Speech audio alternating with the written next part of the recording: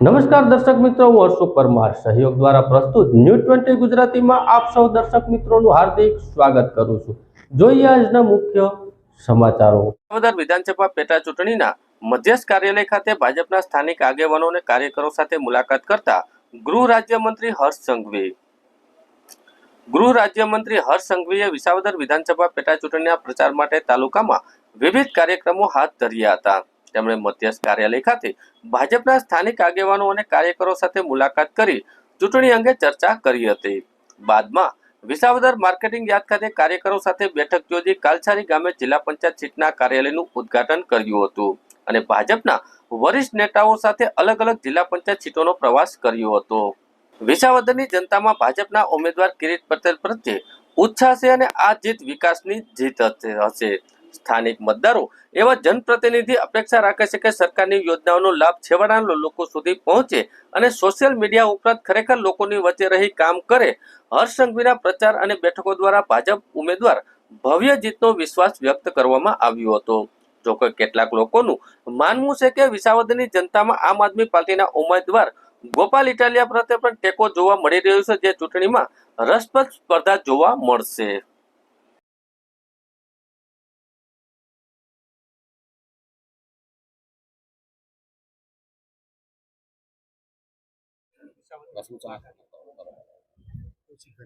વિસાવદર પેટા ચૂંટણીને લઈને આજે વિસાવદર મત ક્ષેત્રના અનેક ગામોના નગરજનોને, ખાસ કરીને સરપંચો, પૂર્વ સરપંચો, ગામના આગેવાનો, યુવાનો, મહિલાઓ, આ બધા જ લોકોમાં જે ઉત્સાહ નજરે પડી રહ્યો, ખૂબ જ ઉત્સાહ છે લોકોમાં। અને ખાસ કરીને ભારતીય જનતા પાર્ટીની કેન્દ્ર સરકાર, ગુજરાત સરકાર, જિલ્લા પંચાયત અને વિસાવદર બી એ આવનારા દિવસોમાં ભારતીય જનતા પાર્ટીના ચૂંટાયેલા પ્રતિનિધિ કિરીટભાઈ પટેલને એક મત આપીને વિજય બનાવીને આ વિસ્તારમાં વધુમાં વધુ વિકાસના કામો કઈ રીતે થઈ શકે તે દિશામાં લોકોનો ઉત્સાહ ખૂબ નજરે પડી રહ્યો છે। અને મને વિશ્વાસ છે કે લોકો આ વિસ્તારના હિતમાં કિરીટભાઈ પટેલને એક યુવા કાર્યકર્તાને, એક યુવા નેતૃત્વને આ વિસ્તારમાંથી જીતાડીને રાજ્યમાં વધુમાં વધુ વિકાસ આ વિસ્તાર સુધી પહોંચી શકે તે દિશામાં આગળ વધી રહ્યા છે। વિસાવદર વિધાનસભા પેટા ચૂંટણીમાં ભાજપમાં મોટું ગાબડું પડ્યું। વિસાવદર વિધાનસભા પેટા ચૂંટણીમાં બિલખા ખાતે આમ આદમી પાર્ટી દ્વારા આયોજિત એક જાહેર સભામાં કોળી સમાજના આગેવાનો જય કેસવાલા, રાજુ મોકરિયા, ગોવિંદ કેસવાલા અને અન્ય સમાજના આગેવાનો સહિત 300 લોકો આમ આદમી પાર્ટીમાં જોડાયા। દલિત સમાજના લોકો તેમજ અલ્તાફ ચૌહાણ જેવા વ્યક્તિઓનો પણ સમાવેશ થાય છે। જય કેસવાલા જેવા આગેવાનો ભાજપ છોડીને આમ આદમી પાર્ટીમાં જોડાવાનું કારણ ભાજપની આંતરિક વિચારધારા અને કાર્યકરોની કદર ન થવાથી લાગણી ગણાવી હતી। તેમણે જણાવ્યું હતું કે ભાજપમાં ખુરશી ગોઠવવા અને ગાભા મારવાની પ્રથા છે, જેના કારણે નિર્દોષ લોકો સાથે અન્યાય થાય છે અને ઉપરાંત કેટલાક કાર્યકરોનું માનવું એવું છે કે લોહી રેડવા છતાં પણ યોગ્ય સ્થાન નથી મળતું, જેના કારણે તેઓ તેમના સમર્થકો આમ આદમી પાર્ટીમાં જોડાયા હતા। આ સભામાં આમ આદમી પાર્ટીના નેતાએ દાવો કર્યો હતો કે મોટી સંખ્યામાં લોકો તેમની પાર્ટીમાં જોડાયા હતા ને ઘટના વિસાવદરમાં પણ આપના પ્રભાવિતને સારો એવો પ્રતિસાદ મળી રહ્યો છે। આ ઘટના વિસાવદર પેટા ચૂંટણીમાં આપ અને ભાજપ વચ્ચે રાજકીય સ્પર્ધાથી તીવ્રતા બની છે, ત્યારે આમના ઉમેદવાર ગોપાલ ઇટાલિયા અને ભાજપના ઉમેદવાર કિરીટ પટેલ વચ્ચે મુખ્ય ટક્કર જોવા મળી રહી છે। ભારત માતા કી જય જવાન। આવો જ ઉત્સાહ આપણે 19 તારીખ સુધી રાખવાનો છે। આવતા ગુરુવારે મતદાન છે અને અમે પણ બધા અહીંયા છે પૂરી ટીમ સાથે। જ્યાં પણ જરૂર લાગે મંચસ્થ તમામ આગેવાનો 24 કલાક તમારી સાથે છે।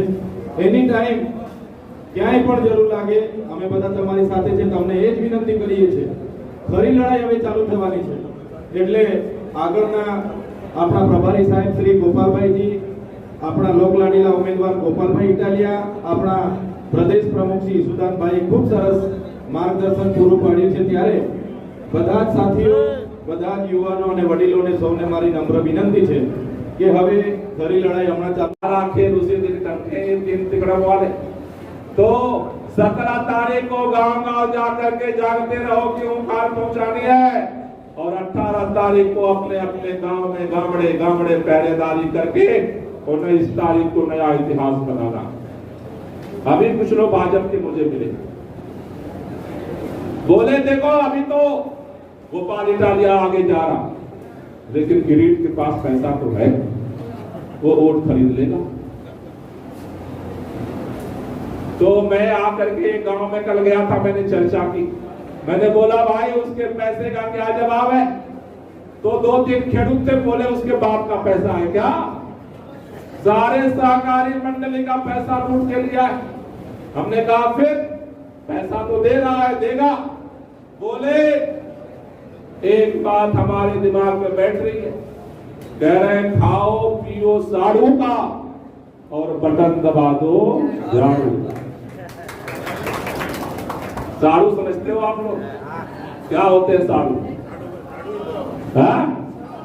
साड़ू सबसे मजबूत रिश्तेदारी होती है, अगर नहीं गए तो घर में झगड़ा हो जाएगा। तो ये अंदर अंदर बात फैलने लगी है, किरीट पटेल के पैसे का भी जवाब देने की तैयारी कर रहे हैं लोग कह रहे हैं जितना पैसा बांटना है बांटो, एक ही नारा रहेगा, खाओ पियो साड़ू का और 19 तारीख को बटन दबा दो। तो इस अभियान में हर चक्रव्यूह को हम पार करेंगे। वो महाभारत में चक्रव्यूह में अभिमन्यु मारा गया था, सुना है आपने कथा? अभिमन्यु एक था, महाभारत में घेर करके मार दिया, 6 द्वार तोड़ दिया। देखो गोपाल इटालिया अभिमन्यु है, 6 द्वार भाजपा के चक्रव्यूह को तोड़ने की जिम्मेदारी अकेले गोपाल इटालिया पर है। लेकिन जो 7वां द्वार है, 7वां द्वार को तोड़ने की जवाबदारी आप सबको मिल करके। एक द्वार तोड़ सकते हो या नहीं तोड़ सकते? तोड़ सकते हो या नहीं तोड़ सकते? कौन कौन तोड़ने को तैयार है? जरा एक बार हाथ ऊपर कर दो, दोनों हाथ ऊपर कर दो, दोनों हाथ ऊपर करके जो ये लड़ाई लड़ने को तैयार है, लड़ाई जीतने को तैयार है, एक बार मेरे साथ हाथ ऊपर करके ताली बजाते हुए नारा लगाएंगे, लड़ेंगे लड़ेंगे लड़ेंगे लड़ेंगे लड़ेंगे लड़ेंगे लड़ेंगे। भारत माता की इनकलाब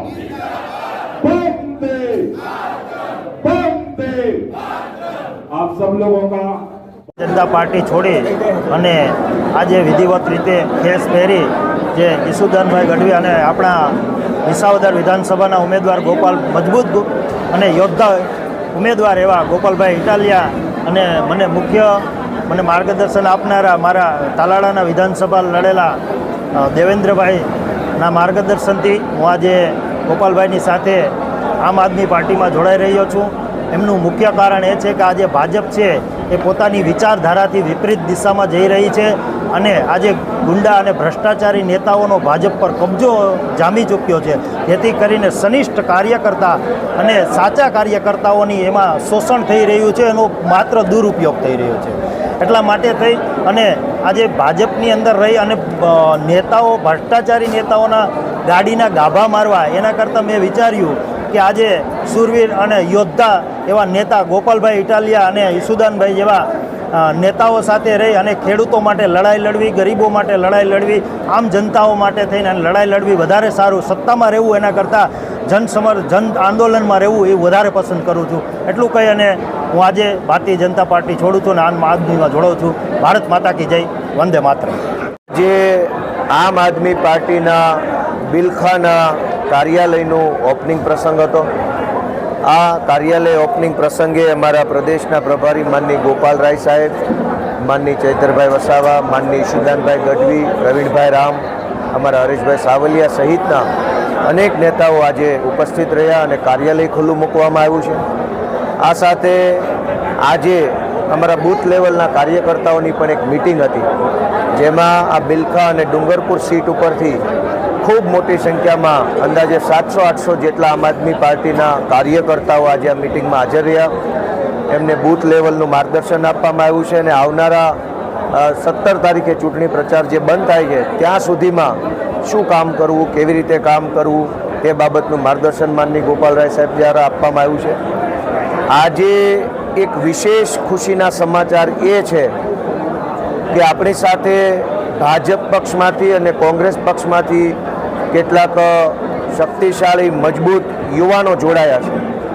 ભાજપના કેશોદ તાલુકાના યુવા મોરચાના અધ્યક્ષ અને કોળી સમાજના કદાવર આગેવાન ભાઈ શ્રી જયભાઈ કેશવાળા તેમજ કોંગ્રેસના શહેર ઉપપ્રમુખ રાજુભાઈ મોકરિયા, તેમની સાથે 104 જેટલા ગામડામાંથી 300 કરતાં પણ વધુ યુવાનો, સામાજિક આગેવાનો, અલગ અલગ જ્ઞાતિના લોકો એમ મળી અને 300 જણા આજે જયભાઈ અને રામભાઈના નેતૃત્વમાં આમ આદમી પાર્ટીમાં જોડાયા છે.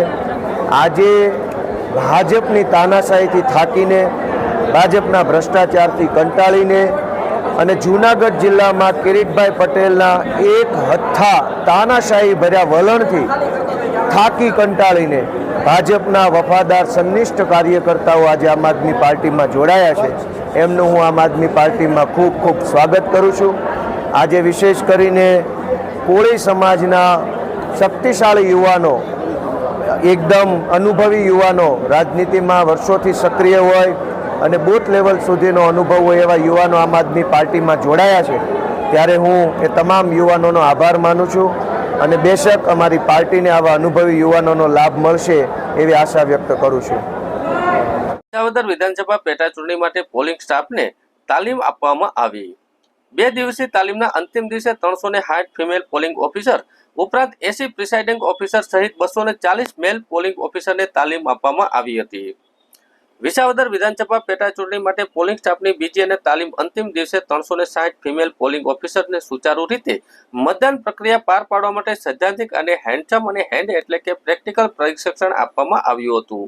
ઉપરાંત 80 પ્રિસાઇડિંગ ઓફિસર સહિત 240 જેટલા પોલિંગ સ્ટાફને સવારમાં સત્રમાં ચૂંટણીલક્ષી જરૂરી તાલીમ આપવામાં આવી હતી. વિસાવદરના ચાપડા ખાતે બ્રહ્માનંદ વિદ્યાધામમાં આયોજિત આ તાલીમમાં માસ્ટર ટ્રેનર દ્વારા વિસ્તૃત રીતે ચૂંટણીલક્ષી કામગીરીમાં વિવિધ પાસાઓની જાણકારી આપવામાં આવી હતી.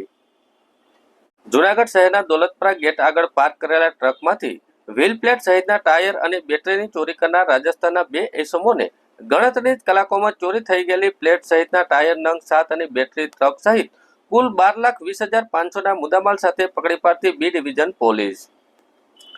જૂનાગઢ રેન્જના પોલીસ મહાનિરીક્ષક નિલેશ જાંજવાડિયા સાહેબ અને પોલીસ અધિક્ષક સુબોધ ઓડેદરા સાહેબ તેમજ નાયબ પોલીસ અધિક્ષક હિતેશ જાંજવાડિયા સાહેબ જૂનાગઢ જિલ્લામાં બનતા ચોરીના વણસોધાયેલા ગુનાને શોધી કાઢવા, આવો ગુનાઓ બનતા અટકાવવા તેમજ ચોરીની પ્રવૃત્તિ કરતા ઇસમોને પકડી પાડવા સૂચનાઓ અને માર્ગદર્શન આપવામાં આવે છે. ત્યારે જૂનાગઢ બી ડિવિઝન પોલીસ સ્ટેશનના પોલીસ ઇન્સ્પેક્ટર એબી ગોહિલ સાહેબને સાહેબરી માણસો પેટ્રોલિંગમાં હતા તે દરમિયાન સતત કાર્યશીલ અને પ્રયત્નશીલ હોય તે દરમિયાન પોલીસ સ્ટાફના માણસોને બાતમી મળી હકીકત મળી કે રાજસ્થાનના ટ્રક ઉપર સંડોવાયેલા 2 ઇસમો ટાયરની ચોરી કરતા હોવાના ટ્રકમાં ડુપ્લિકેટ નંબર પ્લેટ રાખીને ચોરી કરેલી હકીકતના આધારે ચોરીમાં સંડોવાયેલા રાજસ્થાનના 2 ઇસમોને ચોરીના મુદ્દામાલ સહિત પોતાના ટ્રક સાથે હસ્તગત કરી આગળની કાર્યવાહી હાથ ધરવામાં આવી છે. ચોર ઇસમોને પોલીસને ચકસો આપતા હોવાની ટ્રકમાં ખોટી ડુપ્લિકેટ નંબર પ્લેટ લગાવેલી હોય જે અંગે કાયદેસરની કાર્યવાહી હાથ ધરવામાં આવી છે.